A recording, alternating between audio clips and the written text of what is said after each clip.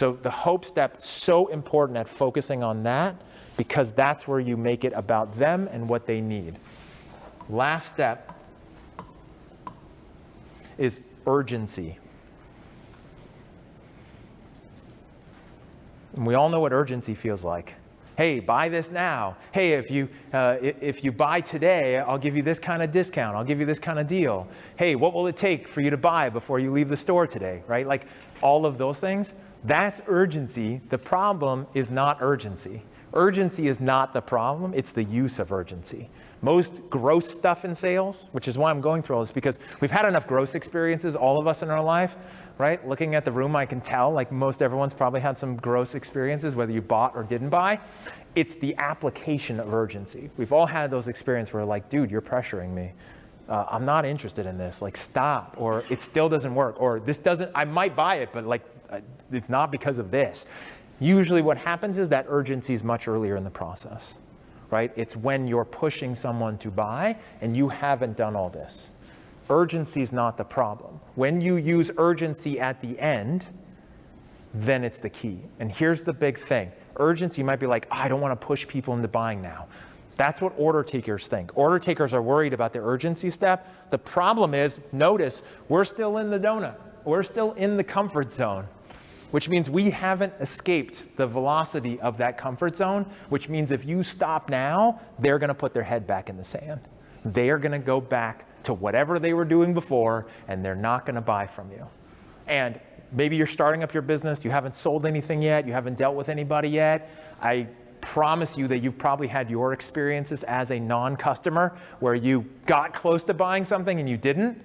You might have even said, I'm glad I didn't buy that. That was close. I almost fell for that, or I almost bought that, or I almost did that thing, right? I'm really glad I didn't buy that thing called timeshare. Well, that was close, right?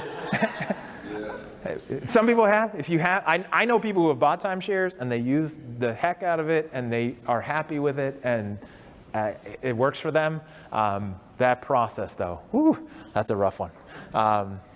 In writing my book, total side note, in writing my book, I was just studying a whole bunch of different sales things, just trying to figure out like what it is that I've done. And I was just super curious. I get like really analytical and nerdy about stuff. I actually found a book I ordered on Amazon, and it's 350 strategies for selling vacation rentals, which is what timeshare is. It's about this thick, paperback, and it's literally step by step. How to walk them on a tour, how to show them this, how to say this, what you should do when the spouse wants to do this, when their person wants to do that. Like, it's literally a guide for selling timeshare. And I read through it and I was like, oh my God, that's crazy and terrible. I'm like, wow, it's just like at another level.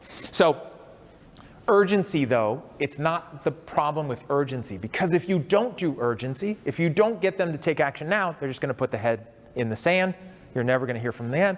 And they're probably, again, they're going to be thankful to themselves that they didn't buy because they risked making a change. And again, remember, outside of here is danger. Outside of here is bad stuff that could happen. And again, most likely the people you're dealing with, they've either had a bad experience as a customer, they've had family members who've had a bad experience, they watched a movie about bad people doing bad stuff to nice people. So like they're worried about it, right? Again, no matter what you're selling, they're worried about it. So the key is urgency. The key is that you've got to make it about them taking action now. But the key is the timing of it. If the doctor, if you go into the emergency room, right, and you broke your arm, you go into the emergency room, and they run the test, they take the x-rays, doctor comes back, doctor says, hey, so you broke your arm, here's the x-ray, we have to re-break your arm, we're gonna have to reset it, then we're gonna have to put it in a cast, we'll give you some pain meds, you'll have to come back in 6 weeks. Here's a brochure on broken arms. Here's my card. I'm going to send you a follow-up email. By the way, if you do this by Thursday, it's the end of the quarter, we're doing a discount. I can do 10% off, throw in some free pain meds. I'm sure you got somebody you need to talk about, maybe like a spouse or a family member. So I'll let you do that. Just let me know if you have any questions. I'm here to help.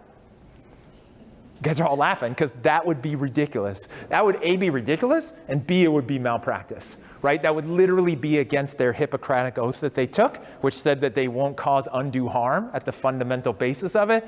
And if they did that and let you walk out, they would see that as a personal and professional failure. Even if they didn't do that and they tried to convince you and you still walked out, they would still see that as a personal and professional failure because they took an oath, they view themselves as a professional. And again, no matter what you're selling, when you have that kind of attitude, it's a totally different game, especially if you follow a different process that doesn't make it about you, it makes it about them.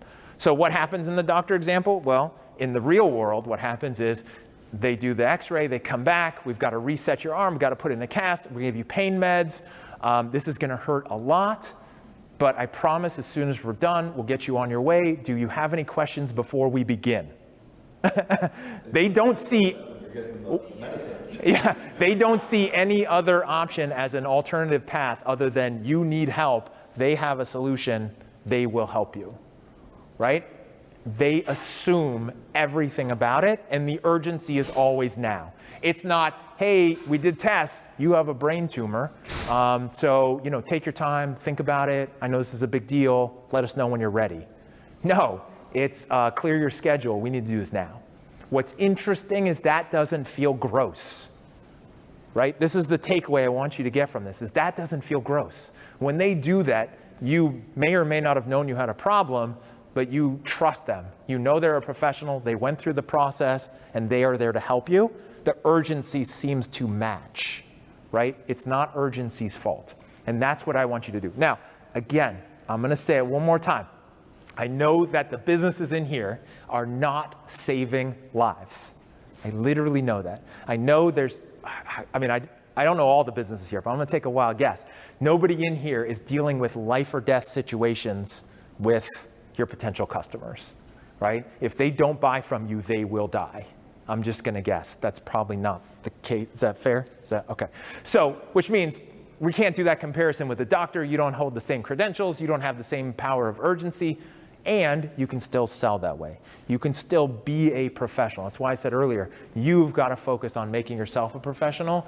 And the key is the urgency, which is now. What happens is when you do it right, you will get them outside of their comfort zone as their guide to safety, right? And then you will be successful at fear elimination and helping them make that transition.